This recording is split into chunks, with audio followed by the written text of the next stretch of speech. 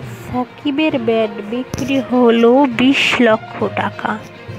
আপনারা হয়তো অনেকেই জানেন না, সাকিবের ব্যাট বিক্রি হয়েছে নিলামে 20 লক্ষ টাকা। বাংলাদেশের ক্রিকেটারের ব্যাটের ভিত্তি মূল্য রাখা হয়েছিল 5 লক্ষ টাকা। নিলামে সাকিব আল হাসানের ব্যাটটি 20 লক্ষ টাকায় বিক্রি হয়েছে। ব্যাটটি কিনেছেন যুক্তরাষ্ট্রের একজন প্রবাসী, যার নাম রাজ।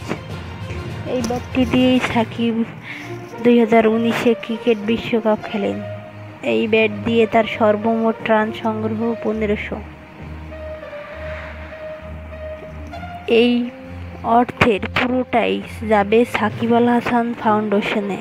সহায়তা করা হবে করোনা ভাইরাসের এই দুর্যোগের সময় অসহায় মানুষদের, যারা প্রতিনিয়ত না খেয়ে আছেন। তো আমাদের নতুন নতুন ভিডিও পেতে আমাদের চ্যানেলটি সাবস্ক্রাইব করুন প্লিজ। যারা এখনই আমাদের চ্যানেলটা সাবস্ক্রাইব করেননি, সাবস্ক্রাইব করুন।